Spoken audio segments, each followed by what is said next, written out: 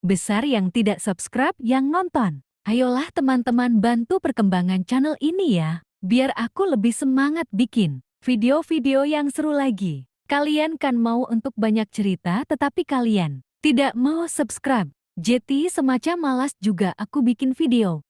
Karena kalian banyak komentar minta lanjut terus sekarang aku melanjutkan cerita. Alasan menjadi wanita di episode kemarin Nindi dapat hadiah yang tak terduga dari Pak Wahab di cerita kali ini. Si Nindi sudah masuk kembali ke tempat kerjanya yang lama dengan sekarang yang telah berubah di mana dia sekarang menjadi seorang cewek.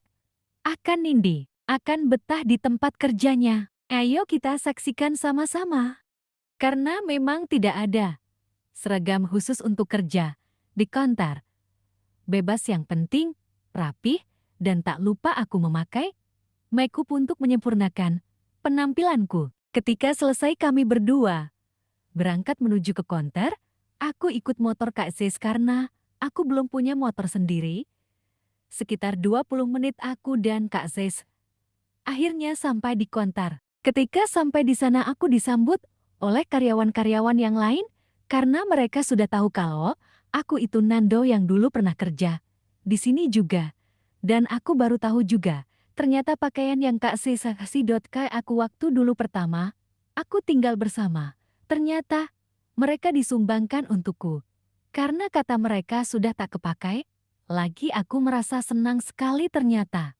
Semua orang di sini support kepadaku. Hari pertama kerja pun kujalani dengan lancar.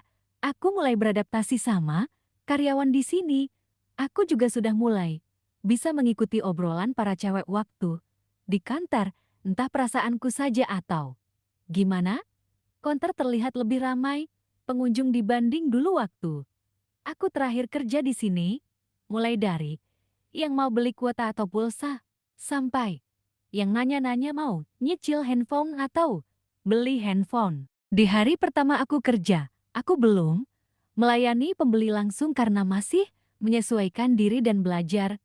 Jadi, aku cuma bantu-bantu saja seharian ini. Ketika hari sudah sore aku dan Kak Zesa langsung pulang.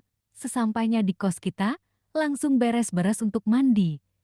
Sekitar jam 8 malam aku dan Kak Zes makan malam. Gimana Nindi hari pertama kerja?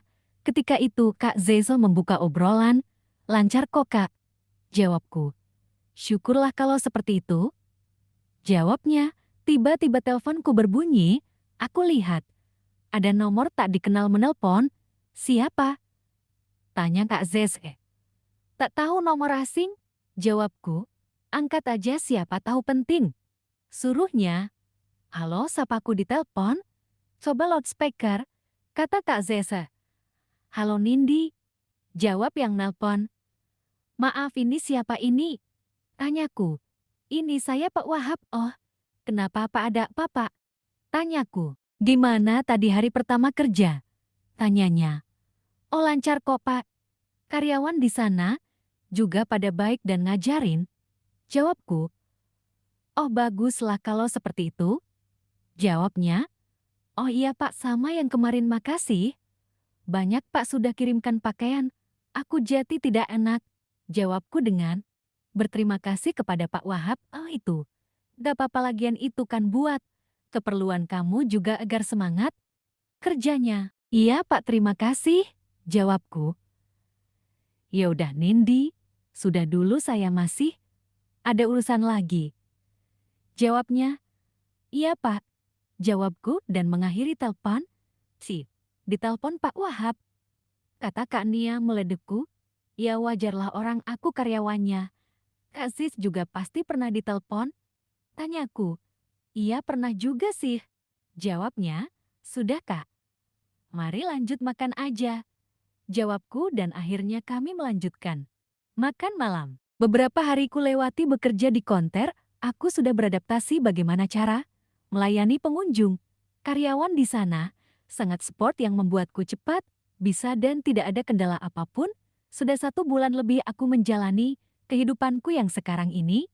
Sehari-hari berpenampilan cewek. Dan kerja pun pakai pakaian cewek. Ketika itu aku merasa semakin feminim. Kulitku yang main halus dan bersih. Rambutku yang mulai panjang. Dan yang membuatku terkejut adalah mulai tumbuhnya dadaku. Karena efek dari hormon yang aku minum tiap hari dari Kak Zese. Semua itu memang sudah ada dalam kontrak yang aku tanda tangani dulu. Diwajibkan aku diharuskan meminum hormon yang sudah disediakan. Mau bagaimana lagi? Demi aku bisa kerja dan bisa makan di kota ini.